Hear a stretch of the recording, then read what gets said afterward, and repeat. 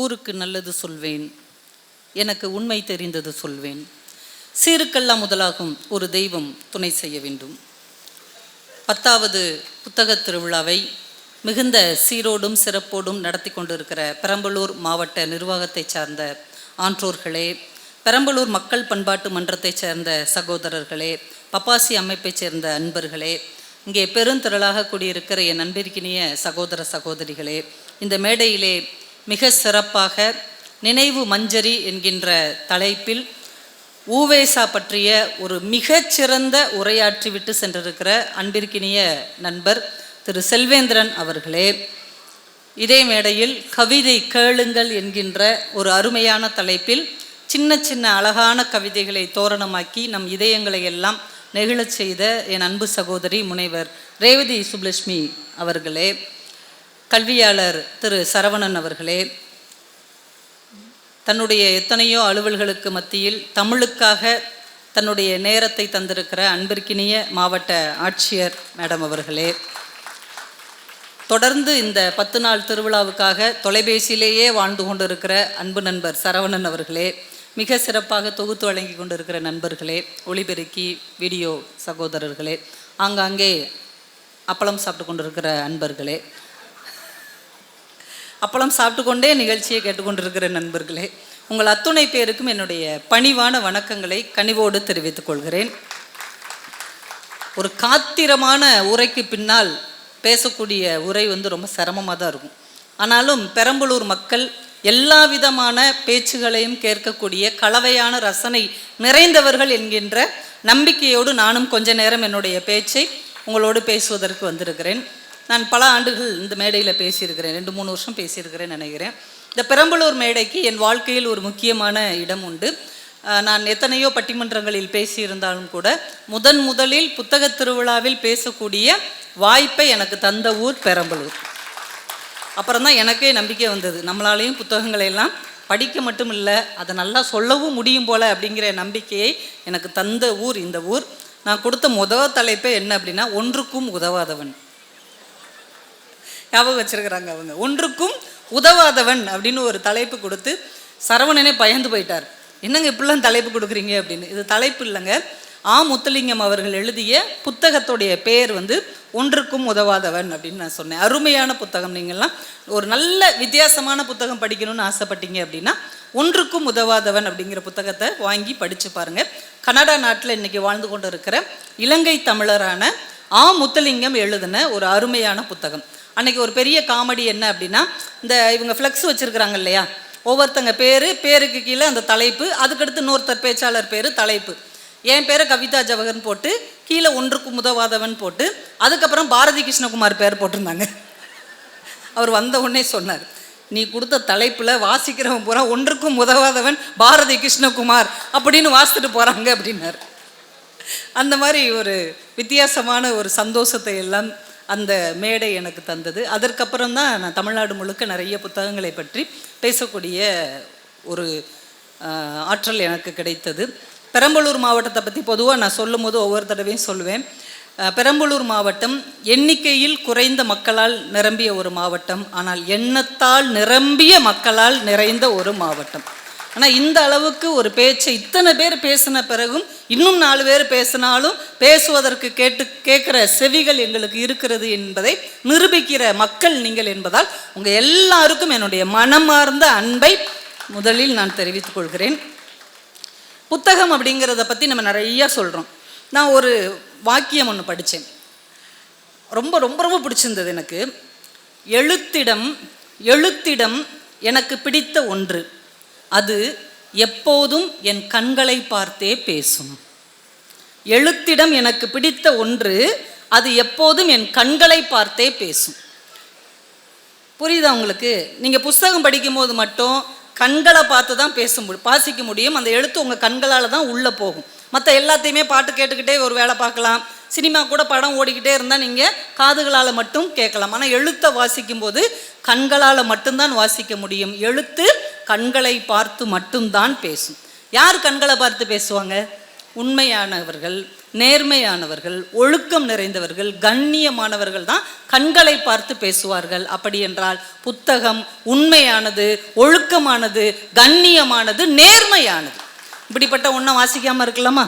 சிலந்தி வலைக்கு உள்ள அதை தேடுற மாதிரி வைக்கக்கூடாது, அக்கா கவிதை சொன்ன மாதிரி. அதனால் புத்தகத்தை வாங்கி கொண்டு போய் கண்களை பார்த்து வாசியுங்கள். ஏன்னா இன்னைக்கு மனிதர்களே கண்களை பார்த்து யாருமே பேச மாட்டேங்கிறாங்க. முன்னாடியெல்லாம் கண்களை பார்த்து பேசு, கண்களை பார்த்து பேசுன்னு ஆசிரியர்கள் சொல்லுவாங்க. அதுக்கு ஒரு கவிஞனே எழுதினான், கண்களை பார்த்து பேசு, கண்களை பார்த்து பேசு என்கிறாய், உன் கண்களை பார்த்த பிறகு எப்படி பேசுவது? எப்படிலாம் யோசிக்கிறாங்க பாருங்க நம்ம ஆளுங்க.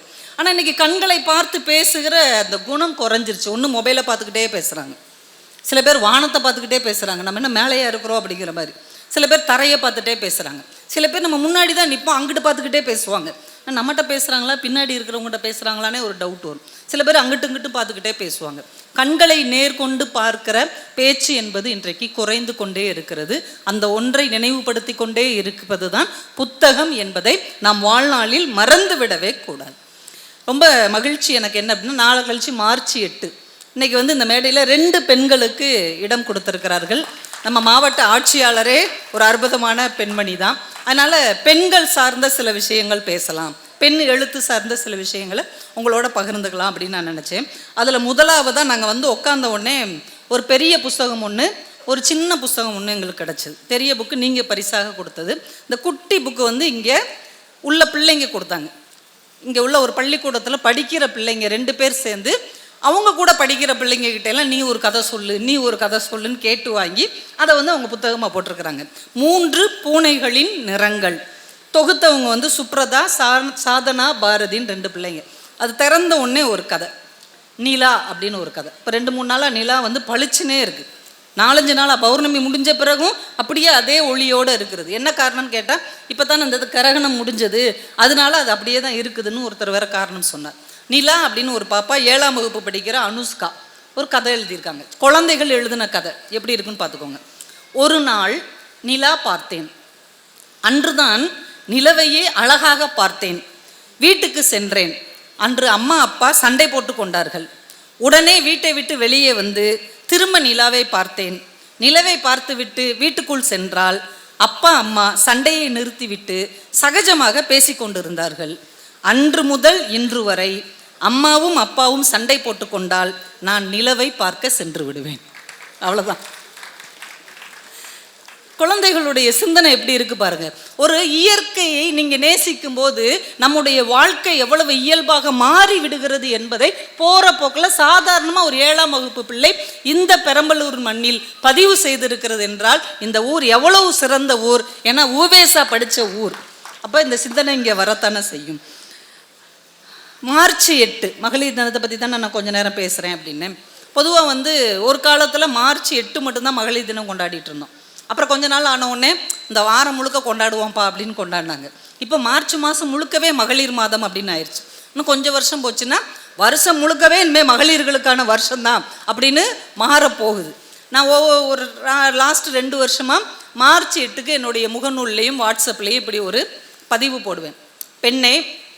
பெண்ணே எட்டாத உயரத்தையும் எட்டு, உனக்காகத்தான் மார்ச் 8. பெண்கள் ஆனால் எட்டாத உயரத்தை எட்டிட்டாங்களா? பெண்கள் இன்னைக்கு சரிசமமான ஒரு சூழ்நிலைக்கு வந்துட்டாங்களா அப்படிங்கிறத ஒரு 2 கவிதை ஒரு ஆண் கவிஞர் எழுதுனது. ஏன் இப்படி ஆண் பெண்ணு பிரித்து பார்க்குறோம்னா ஒவ்வொருத்தங்களுடைய பார்வையிலையும் ஒவ்வொரு விதமான சூழல் இருக்கிறது. அரண் அப்படின்னு ஒரு கவிஞர் பெண்களுடைய முன்னேற்றத்தை பற்றி ஒரு குட்டி கவிதை எழுதியிருக்கிறார். சன்னலில் தென்பட்டால் பாட்டி அப்படி ஜன்னல்லையே தான் இருந்தாங்க, வெளியே வர மாட்டாங்க. ஜன்னலில் தென்பட்டால் பாட்டி, வாசல் வரை வந்தாள் அம்மா. அம்மாவுடைய சுதந்திரம் வாசல் வரைக்கும், வாசல் வரை வந்தாள் அம்மா. இன்று மகள் இரவு வேலை முடித்து நள்ளிரவு வீடு திரும்புகிறாள், அவ்வளவு பிரகாசமாக இருக்கிறது இருள். இது அரண் அப்படிங்கிறவுடைய பார்வையில் பெண்கள் எவ்வளோ முன்னேறிட்டோம். பாட்டி ஜன்னலை விட்டே வரல, அம்மா வீட்டு வாசலை தாண்டி வரல. ஆனால் நம்ம வீட்டு பிள்ளைங்க ஐடி கம்பெனிலையும் பெரிய பெரிய நிறுவனத்துலையும் வேலை பார்த்து நடுராத்திரி வர்றாங்க. ஆனால் இருள் பிரகாசம் ஆயிடுச்சு, ஏன்னா அவங்க வாழ்க்கை அந்தளவுக்கு முன்னேறிடுச்சு அப்படின்னு. அதே ஒரு பெண் கவிஞர் எழுதுகிறாங்க, பாலபாரதி அப்படின்னு ஒருத்தங்க எழுதுகிறாங்க.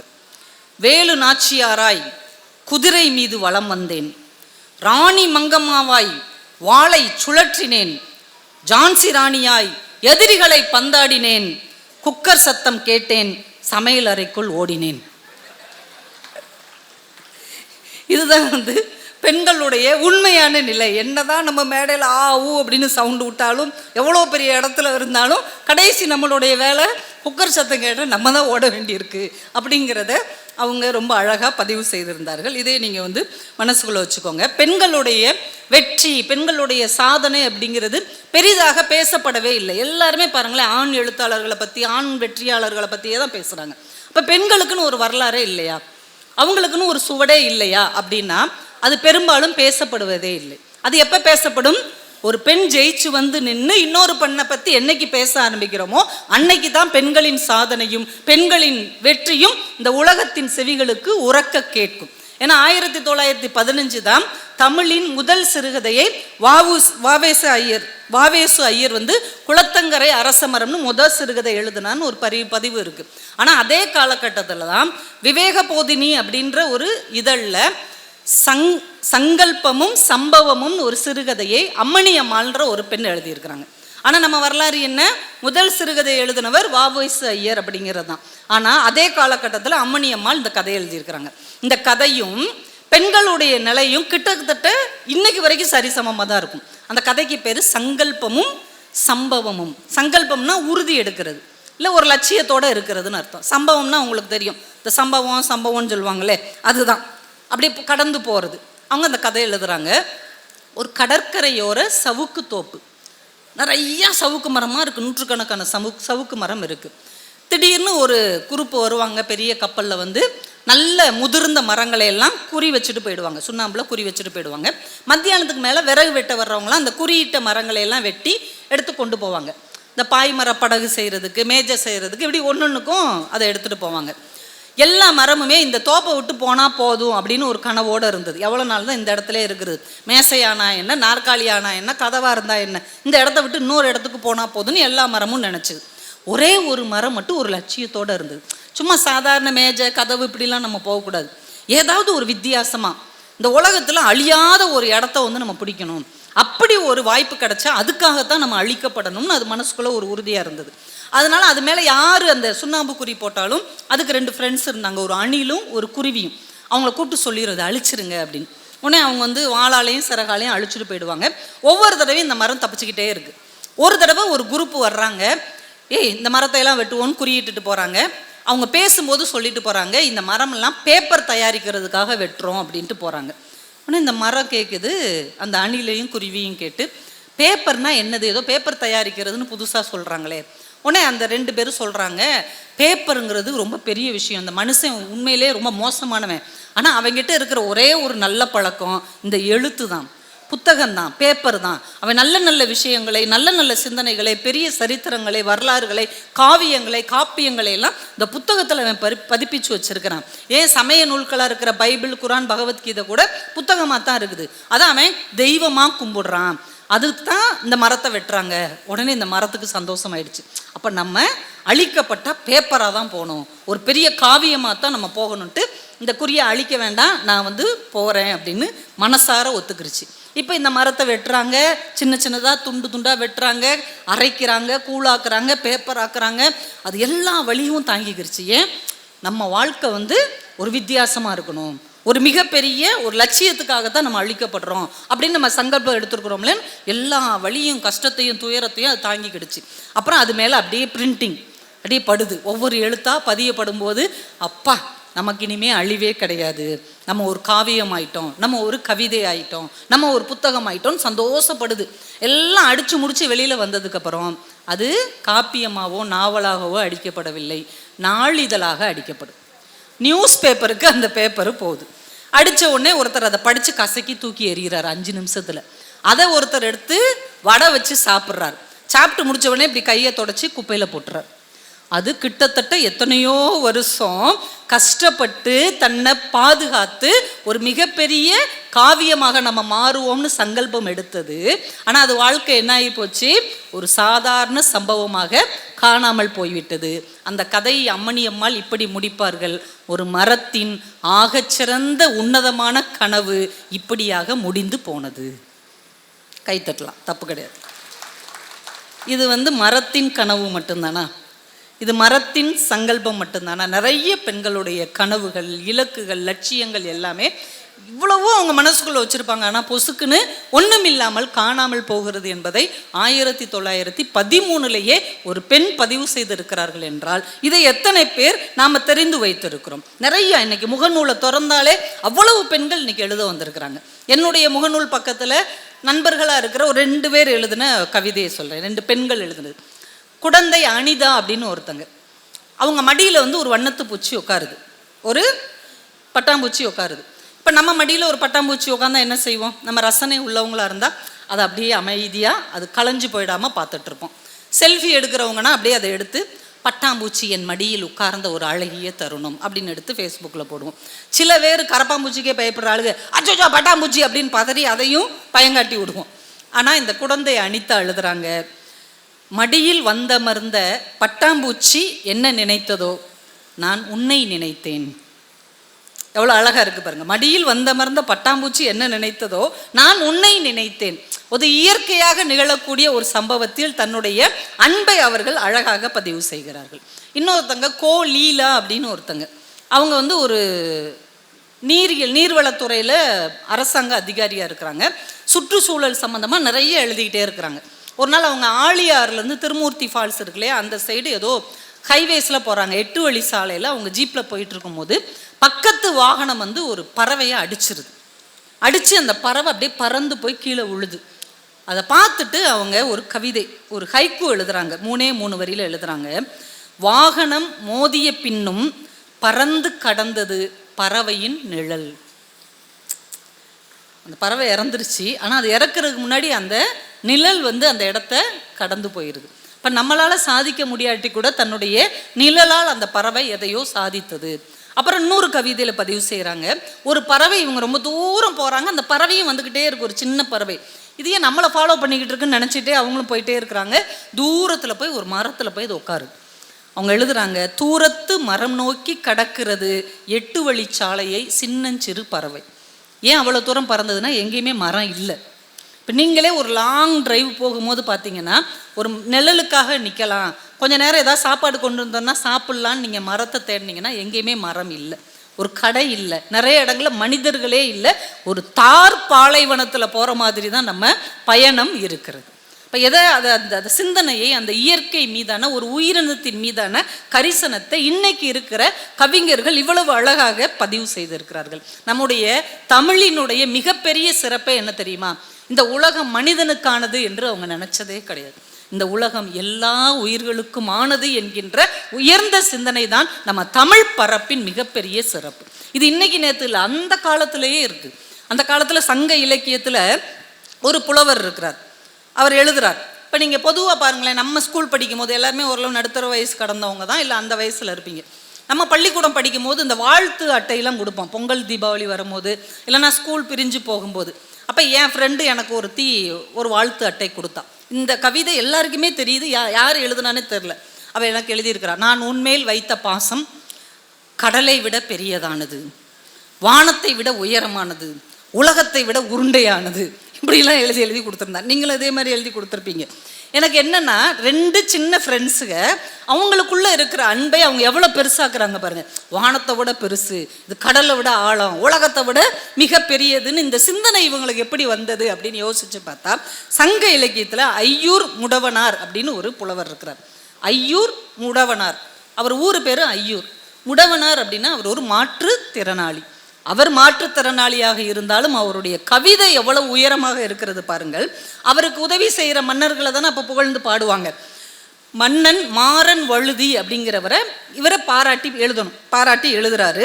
அவருடைய வீரத்தை பாட போறார். நீர்மிகின் சிறையும் இல்லை, தீமிகின் மண்ணுயிர் நிழற்றும் நிழலும் இல்லை அப்படின்னு தொடங்குற ஒரு பாடல். அவர் என்ன சொல்ல வர்றாரு, நீர் வெள்ளமாகி வந்துருச்சுன்னா அதை தாங்கக்கூடிய அரண் இந்த உலகத்திலே இல்லை. தீ அதே மாதிரி காட்டு தீயா மாதிரி பரவ ஆரம்பிச்சிச்சுன்னா அதுலேருந்து தப்பிக்கிறதுக்கு மனுஷனுக்கு நிழலே இல்லை. காற்று புயலாக மாறிடுச்சுன்னா அதை எதிர்த்து நிற்கிற வலிமை யாருக்கும் இல்லை. அதே போல வழுதியை வெல்பவர்கள் இந்த பூமியில் யாருமே இல்லை அப்படின்னு எழுதிட்டார். ஒரு மன்னனுடைய வீரத்தை சொல்ல வரும்போது இயற்கையை கொண்டு வந்து இணைத்து பாடுகிற அந்த சிந்தனை இருக்கிறது இல்லையா, இது சங்க இலக்கியத்தின் தொடர்ச்சி. இன்னைக்கு நம்ம பேசும்போது சொல்லுவோம்ல, உன்னை இந்த உலகத்தை விட நான் அதிகமாக நேசிக்கிறேன் அப்படின்னு சொல்றோம்னா இது நம்ம சொல்றது இல்லை, நம்மளுடைய ஜீன்லேயே இருக்குது.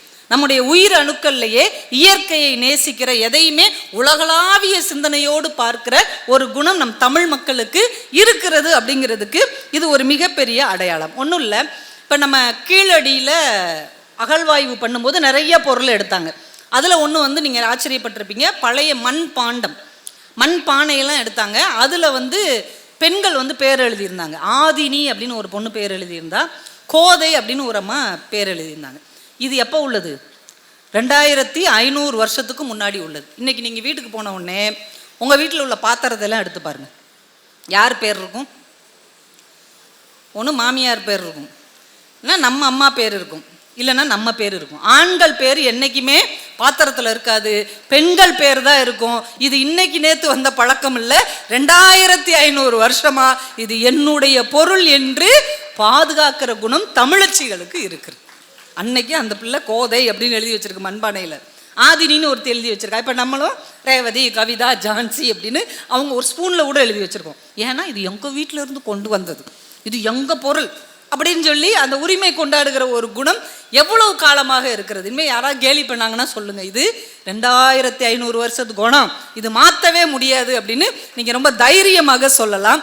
இது தமிழர்களுடைய ஒரு அடையாளமாக இன்னைக்கு பார்க்கும்போது ரொம்ப ஆச்சரியமாக இருக்குது. ஒரு 2 சின்ன கதை படித்தேன், ரொம்ப நாளைக்கு முன்னாடி படித்த ஒரு கதை. இந்த இயற்கையோடு சேர்ந்து வர்றதுனால அதை உங்களோட பகிர்ந்துக்கிறேன். ஆட்டுக்கிடாவும் கருப்பசாமியும் அப்படின்னு ஒரு கதை. பழனியம்மாள்னு ஒரு சின்ன பாப்பா இருக்கிறா. அவங்க வீட்டு வந்து ஆட்டுக்கிடை போன்ற ஒரு குடும்பம். அப்பப்போ ஆடுகளையும் அவங்க விலைக்கு விற்பாங்க. அவங்க வீட்டில் ஒரு குட்டி ஆடு கருப்பாக இருக்கும், அழகான ஒரு கருப்பில் இருக்கும். இந்த பாப்பா அதை கருப்பி அப்படின்னு கூப்பிட்டு வளர்க்கும். எப்போ பார்த்தாலும் எங்கே படிச்சுட்டு வந்து ஸ்கூல் போயிட்டு வந்து அதை கொஞ்சிக்கிட்டே இருப்பாள் அந்த குட்டி ஆடை. அந்த ஆடு அப்படி கொஞ்சம் கொஞ்சமாக வளர்ந்துட்டு இருக்குது. ஒரு நாள் திடீர்னு யாரோ 2-3 பேர் வந்து அவங்க அப்பா கிட்ட பேசிட்டு கொஞ்சம் பணத்தை கொடுத்துட்டு போகிறாங்க. என்னப்பா என்ன அப்படின்னோடனே, இல்லை அவங்க கருப்பசாமிக்கு குலதெய்வம் வேண்டி இருக்கிறாங்க, அந்த கோயிலுக்கு நேர்ந்துக்கிறதுக்கு ஒரு கடா வேணுமா வெட்டுறதுக்கு. சரி, அதுக்கு முழுசாக கருப்பாக இருக்கிற எந்த குறைவும் இல்லாத ஒரு ஆடு தான் வேணுமா. இவங்க எந்த ஆடு பார்த்தாலும் ஏதாவது வெள்ளையில் புள்ளி இருக்குது, இல்லைன்னா ஏதாவது சின்ன குறை இருக்குது, நம்மகிட்ட இருக்கிற இந்த கருப்பு இருக்குது பார்த்தியா, இதுதான் சரியான ஆடுன்னு அட்வான்ஸ் கொடுத்துட்டாங்க.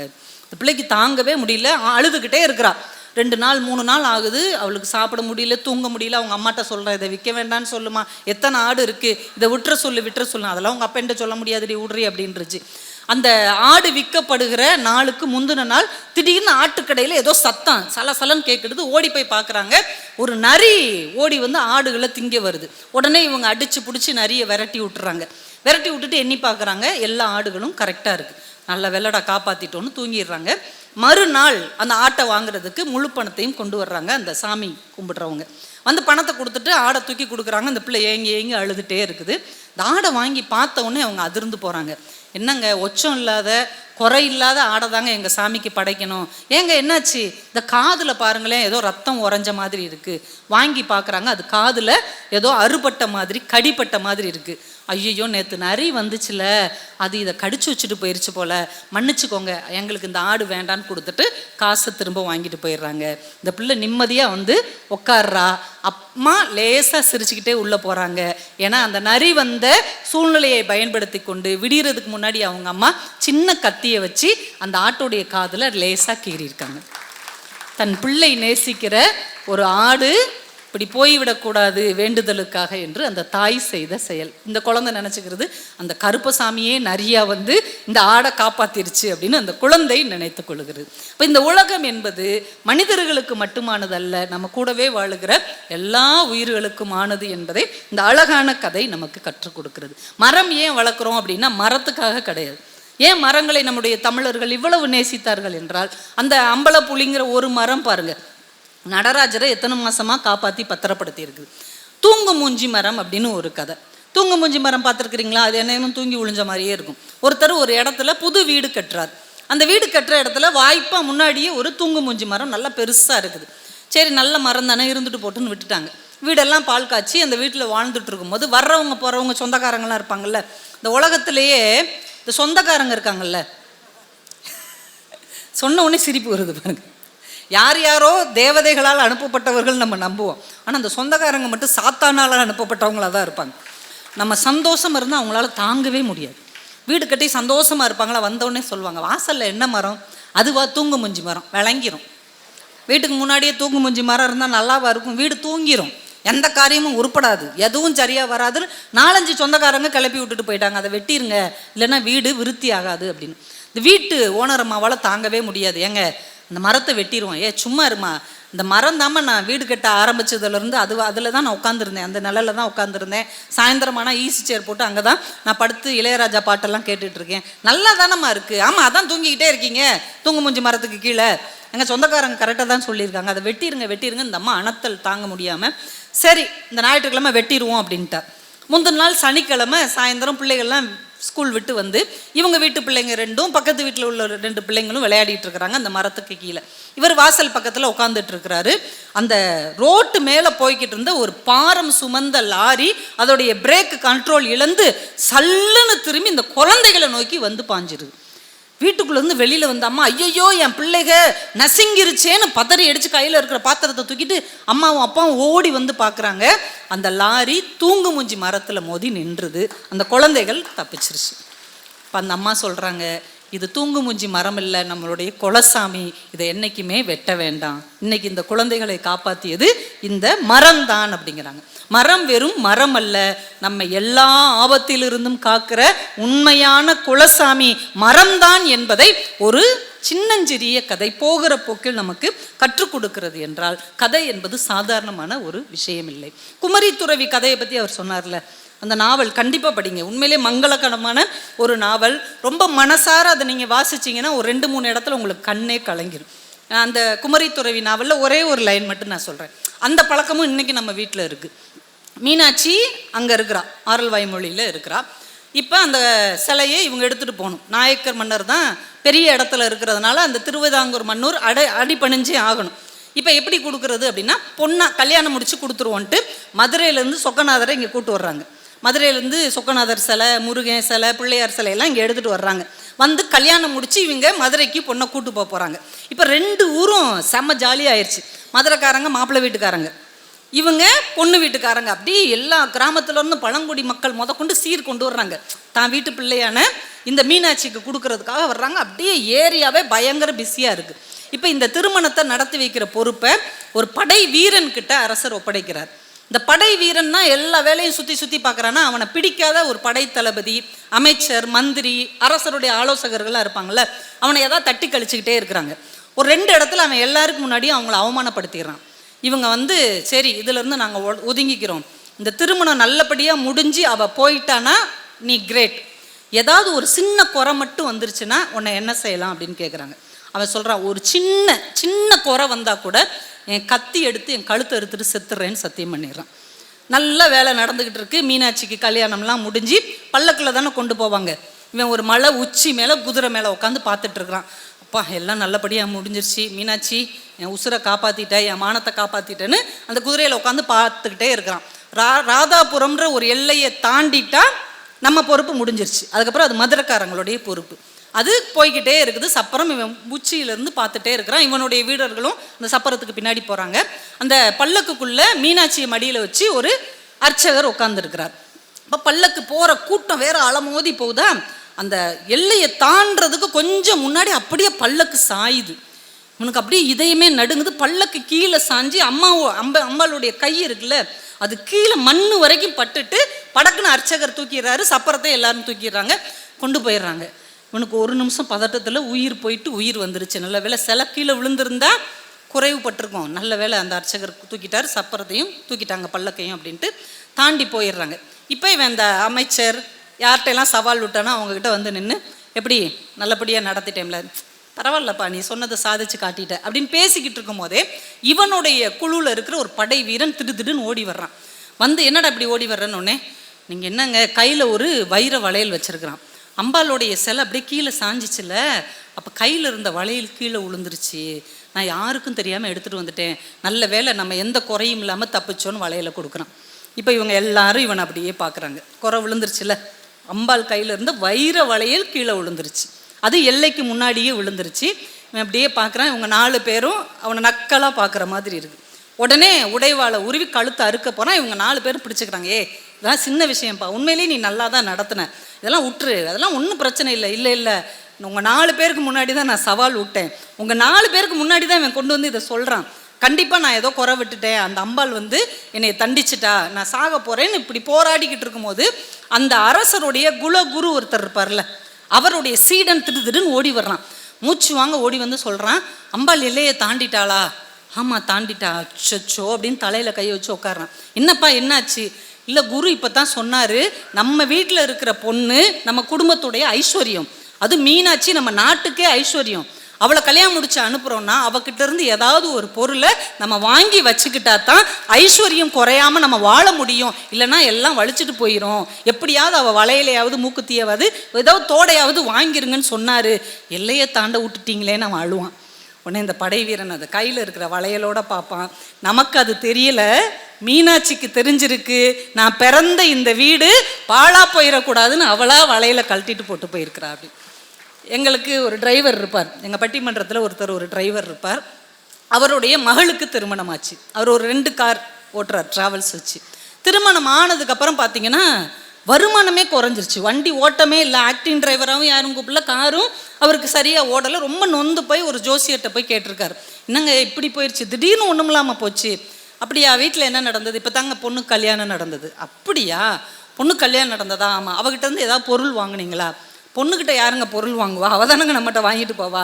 அப்படி இல்லைங்க, நீங்கள் அவகிட்ட ஃபோனில் சொல்லிடுங்க, அடுத்த வெள்ளிக்கிழமை அம்மாவும் அப்பாவும் வருவோம், நீயா இஷ்டப்பட்டு உங்ககிட்ட இருக்கிற ஒரு தங்க பொருளை வீட்டுக்கு கொடுமா, அப்போ தான் ஐஸ்வர்யம் திரும்ப வரும்னு அவகிட்ட சொல்லுங்க, அவள் ஏதாவது ஒன்று தருவா, அதுக்கப்புறம் எல்லாம் சரியாயிரும்னு இருக்காங்க. இவங்க ஃபோனில் சொல்லிவிட்டு அவள் வீட்டுக்கு போயிட்டு சாப்பிட்டு முடிச்சு கிளம்பும் போது அவளாக மோதிரத்தை கலட்டி இந்தாங்கப்பான்னு கொடுத்துருக்குறா. வந்த அடுத்த வாரத்திலிருந்து எல்லா பிரச்சனையும் சால்வ் ஆகி மறுபடியும் அவருக்கு நல்ல வருமானம் கிடைச்சதுன்னு அவர் சொல்லும்போது நான் குமரி துறவி என்கின்ற கதையைத்தான் நினைத்தேன். பெண் குழந்தை வீட்டை விட்டு போவது ஐஸ்வர்யம் போவது போல, ஆனால் அவங்களா மனசார ஒரு பொருளை கொடுத்து விட்டு போனார்கள் என்றால் அந்த வீடு அதே ஐஸ்வர்ய செழிப்போடு இருக்கும் என்பதை இந்த கதை சொல்லும்போது நான் ரொம்ப ஆச்சரியப்பட்டேன். எவ்வளோ நம்ம மனசுக்குள்ள ஒரு ஆச்சரியத்தையும் ஒரு அற்புத உணர்வையும் தரக்கூடியது இந்த நாவல் என்கின்ற அற்புதமான விஷயம். அதனால இதை நம்ம என்னைக்குமே மறந்துடக்கூடாதுன்னு 2 ஒரு குட்டி கதை, பெண்களுடைய கதை தான். 1947 பிறந்த காவேரி என்கின்ற லக்ஷ்மி கண்ணன் அப்படின்னு ஒருத்தங்க ஒரு கதை எழுதியிருக்கிறாங்க. அவங்க எழுதுனது 70-80களில் எழுதின ஒரு கதை. அவங்க அந்த கதை வந்து லண்டனில் நடக்குது. லண்டனில் ஒரு மகன் மருமக பேர குழந்தைங்களோடு இருக்கிறாங்க. அப்பா அம்மாவை இழந்ததுனால அங்கே வந்து இருக்கிறார். பிள்ளைகளெல்லாம் பேர பிள்ளைகள்லாம் பார்த்துக்கிறதுக்காக அப்பாவை அங்கே வச்சுருக்கிறாங்க. அவர் பேர் வேலாயுதம். கிளம்புறார் காலையில், மகனும் மருமகளும் வேலைக்கு கிளம்புறாங்க. சாவியை கரெக்டாக எடுத்துக்கோங்க, கொடையை எடுத்துக்கோங்க, செருப்பை போட்டுக்கோங்க, என்னத்தையாவது தொலைச்சிட்டேன்னு சொல்லி எங்கள் உயிரை வாங்காதீங்கன்னு மருமக அவரை ரொம்ப கோவமாக திட்டுறாங்க. இல்லைம்மா எல்லாத்தையும் எடுத்துக்கிட்டேன். ஆமாம் இப்படித்தான் அன்றைக்கி சாவியை வச்சுட்டு போயிட்டீங்க, இது என்ன நம்ம ஊர் மாதிரியா பக்கத்து வீட்டில் போய் உட்காந்துக்கிட்டு திண்ணையில் உட்காந்துக்கிட்டு இருக்கிறதுக்கு நடு ரோட்டில் நின்னீங்க, இனிமேல் இந்த மாதிரிலாம் பண்ணாதீங்க அப்படின்னு அவரை திட்டி விட்டுட்டு போயிடுறாங்க. சரின்னு இவர் சாவியெல்லாம் பூட்டி கொடையெல்லாம் எடுத்து கரெக்டாக ரயில்வே ஸ்டேஷனுக்கு போய் ஏறி உட்காந்து டிக்கெட் எடுத்து குறிப்பிட்ட ஸ்டாப்பில் இறங்கி இன்னொரு ட்ரெயினில் ஏறி ஒரு பார்க்கில் போய் உட்காந்து சாயந்தரம் வரைக்கும் பொழுதை கழிச்சிட்டு வர்றார். அவருக்கு மனசுக்கு ரொம்ப வருத்தம், நம்ம மனைவி மட்டும் உயிரோடு இருந்தானா நம்ம ஏன் இந்த லண்டனில் வந்து கஷ்டப்பட போகிறோம், ஊரில் இருந்திருப்போம், காஃபினா என்னமா ஒரு காஃபி போடுவா, இங்கேயும் கொடுக்குறாங்களே காஃபி வெறும் வெண்ணி தண்ணி மாதிரி இருக்குன்னு அவர் மனசுக்குள்ளே கதைகள் எல்லாம் நினச்சி வேதனைப்பட்டுட்டே இருக்கிறார். வீட்டுக்கு இப்படி வந்து டெய்லி இவங்க மகனும் மகளும் வேலைக்கு போன உடனே இவர் வீட்டுக்குள்ளே அடைஞ்சு கிடக்கிறதுக்கு சங்கடப்பட்டுட்டு இப்படி 2 ஸ்டேஷன் போயிட்டு சாயந்தரம் வீட்டுக்கு வந்து சேருவார். இப்போ மருமக மகையங்கிட்ட சொல்கிறா, டெய்லி உங்கள் அப்பா பாட்டுக்கு கிளம்பி போகிறாரு, அவருக்கு டிக்கெட்டுக்கு மட்டும் ஒவ்வொரு நாளும் 2.5 பவுண்டு ஆகுது, இனிமேல் வாரத்தில் 1 நாள் 2 நாள் மட்டும் போக சொல்லுங்கள், பெரிய உல்லாச பயணம் போகிறாரோ உங்கள் அப்பா, சொல்லுங்கள். ஏம்மா அவருக்கு இருக்கிறதே இந்த ஒரு சந்தோஷம்தான், அதை எப்படி சொல்கிறது, சொல்லுங்கள், சொன்னா தான் நானும் சம்பாதிக்கிறேன்ல, சும்மா சொல்லுங்கள், அவரால் என்ன வருமானம் வருது. மகன் போய் அப்பா கிட்ட சொல்ல போகிறான். என்னடா சொல்லுடா என்னடா அப்படிங்கிறாரு. அவனுக்கு அப்படியே தயக்கமாக இருக்குது. தயங்கிக்கிட்டே அப்பாவை பார்க்குறான். தயங்காமல் சொல்கிற அப்பா கிட்ட எதுனாலும் அப்படிங்கிறாரு. இந்த காட்சியில் 2 பேருக்கும் ஒரு ஃப்ளாஷ்பேக் ஞாபகம் வருது. ஒரு இடத்துல அவன் சின்ன பையனாக இருக்கிறான், இவங்க அப்பா அவனை எங்கேயோ கூட்டு போயிருக்கிறாரு. இவன் தயங்கிக்கிட்டே நிற்கிறான், சின்ன பையன், ஒரு 8 வயசு பையன். என்னடா ஏன் தயங்கிக்கிட்டே நிற்கிற? ஒன்றும் இல்லைப்பா அப்படிங்கிறான். சொல்லுடா, அப்பா கிட்ட எதுனாலும் தயங்காமல் சொல்லு. உடனே அப்படியே கையை காட்டுறான். அங்கே ஐஸ் விற்கிறவர் இருக்கிறார். ஐஸ்கிரீம் வேணுமா? ஆமாப்பா. இதுக்கே இவ்வளோ தயங்குற? அப்பாட்ட தானே அப்படின்ட்டு ஒரு ஐஸ்கிரீம் வாங்கி கொடுக்குறார். சாப்பிட்டுட்டு மறுபடியும் நிற்கிறான். என்னடா இன்னொன்று வேணுமா?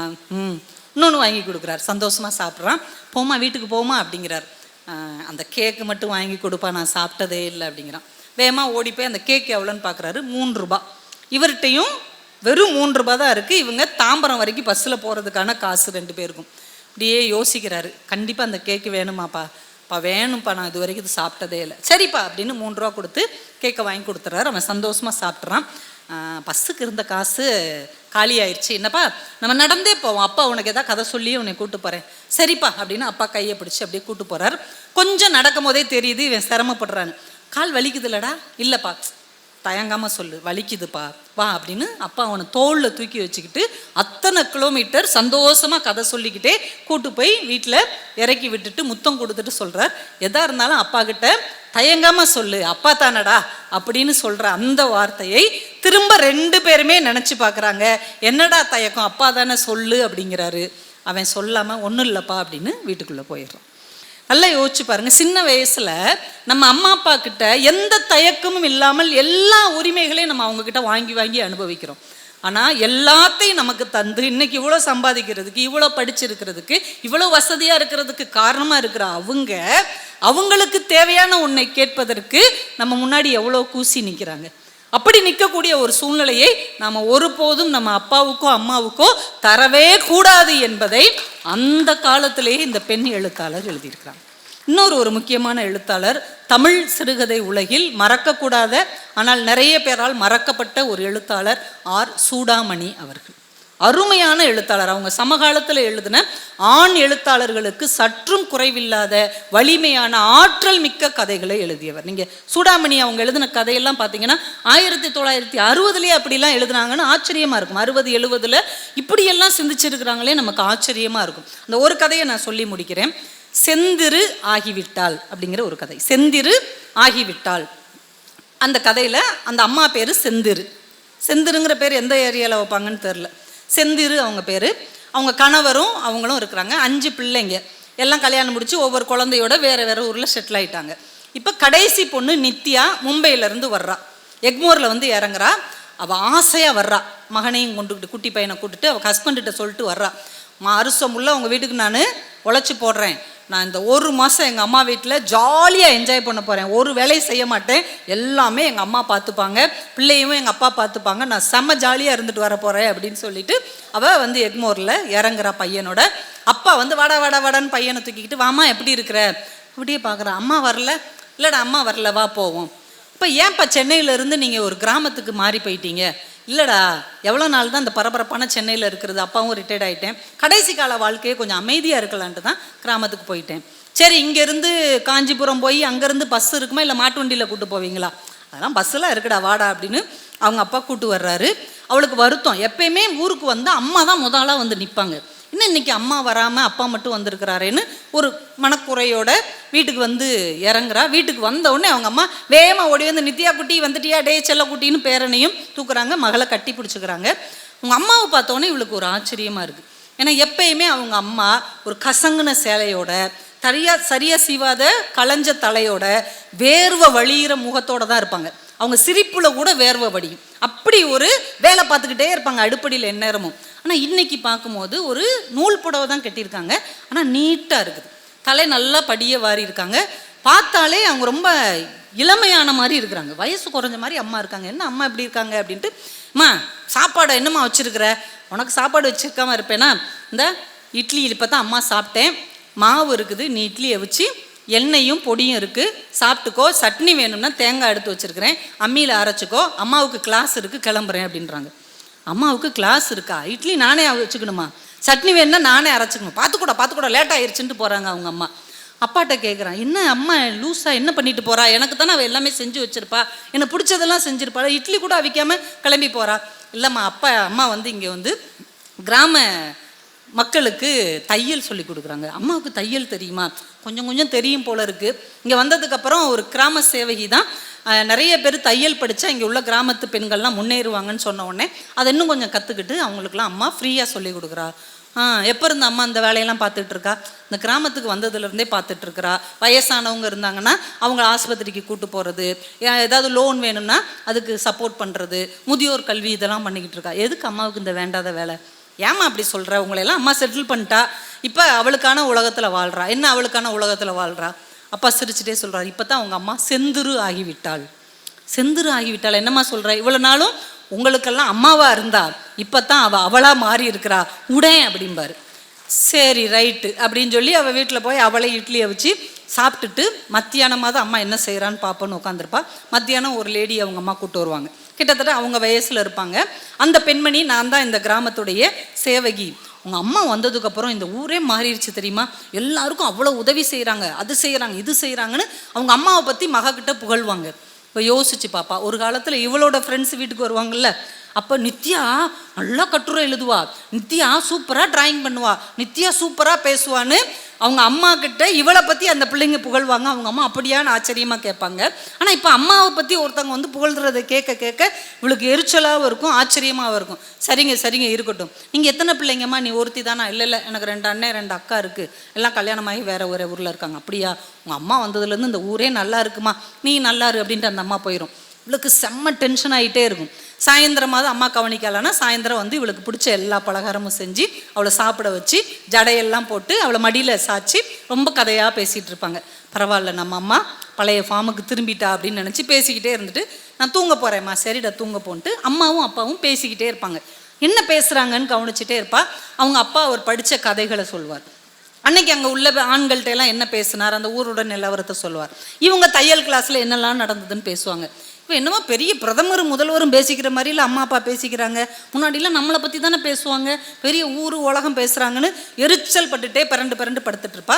இவங்க அம்மா டம்ளரில் பால் கொண்டு வந்து இந்தா குடிச்சிட்டு படு, அப்போ தான் உனக்கு தூக்கம் வரணுன்னே. சரி அம்மாவாக தான் இருக்காங்கன்னு குடிச்சிட்டு படுத்துருவா. மறுநாள் பார்த்தா காலையில் அம்மா யார்கிட்டயோ பேசிக்கிட்டு இருக்கிற மாதிரி இருக்கும். சமையல் பண்ணிகிட்டு இருக்கும்போது வந்து பார்த்தா ஒரு சின்ன பிள்ளை வந்து நிற்கும். என்னடா அப்படின்னு அம்மா கேட்பாங்க. இல்லை சாயந்தரம் தானே மியூசிக் கிளாஸ் வருவேன், இன்றைக்கி நாங்கள் எங்கேயோ ஊருக்கு போகிறோம்மா, அதனால் காலையிலே எனக்கு கிளாஸ் எடுத்துருங்களேன்னு ஒரு சின்ன பிள்ளை வந்து நிற்கும். மியூசிக் கிளாஸா அப்படின்னு இந்த பிள்ளை பார்த்துட்ருக்கும். அவங்க அம்மா சொல்லுவாங்க, டேய் காலையில் எனக்கு சமைக்கிற வேலை இருக்கேடா, சாயந்தரம் தானே உனக்கு அந்த நேரத்தை ஒதுக்கியிருந்தேன். இல்லை எனக்கு காலையில் சொல்லுங்கன்னு அந்த பாப்பா கேட்டவுடனே இவங்க அப்பா சொல்வார், போயேம்மா அந்த பிள்ளை அக்கறையாக வந்திருக்குதுல்ல, ஒவ்வொரு பிள்ளைங்க நல்லதாக போச்சுன்னு ஓடி இருக்கும்ல, போ நான் இந்த சோறை தானே வடிக்கணும், நான் வடிக்கிறேன்னு அவங்க அப்பா கிச்சனுக்குள்ளே போயிடுவார். இந்த அம்மா போய் சுருதி பெட்டியோட அந்த பிள்ளைக்கு பாட்டு சொல்லி கொடுக்கும். இவளுக்கு அதிர்ச்சியாக இருக்கும், என்னப்பா அம்மா என்ன பண்ணுறாங்க, பாட்டு சொல்லி கொடுக்குறா, பக்கத்தில் உள்ள பிள்ளைங்களுக்கு பாட்டு சொல்லி கொடுக்குறா. அம்மாவுக்கு பாட தெரியுமா?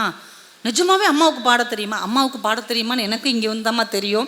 உங்கள் அம்மா சின்ன வயசில் பாட்டெல்லாம் பழகியிருக்கா, ஆனால் நம்ம குடும்பத்துக்கே உழைச்சி அவளுக்கு என்ன தெரியும்னு அவளுக்கே மறந்து போச்சு. இங்கே வந்ததுக்கப்புறம் அவளுக்கு தெரிஞ்ச விஷயங்களை கற்றுக் கொடுக்குறா. நீ என்னப்பா பண்ணுற? நான் சோறு வடிக்கிறேன் அப்படிங்கிறார். இப்போ உனக்கெல்லாம் வெக்கமா இல்லையாப்பா, நீ சோறு வடிக்கிற, அம்மா பாட்டு பாடிட்டு இருக்காங்க, அம்மா தானே இந்த வேலையை செய்யணும். அவர் சிரிச்சுட்டே சொல்கிறார், ஒரு அடிமை என்னை நேசிப்பதையோ ஒரு அடிமை என் கூட சேர்ந்து வாழ்வதையோ நான் ஒரு நாளும் விரும்பவில்லை. ஒரு தனித்துவமான பெண் என் கூட வாழ்கிறத தான் நான் விரும்புகிறேன். இவ்வளோ நாள் அவள் நமக்காக உழைச்சாலம்மா, இந்த சோறை வடிக்கிறதுல நம்ம 5 நிமிஷம் வேலை தானே, இந்த நீ வடி அப்படின்ட்டு போயிடுறாரு. இவளுக்கு ஏன்டா அம்மா வீட்டுக்கு வந்து தொலைஞ்சோன்னு கடுப்பாக இருக்குது.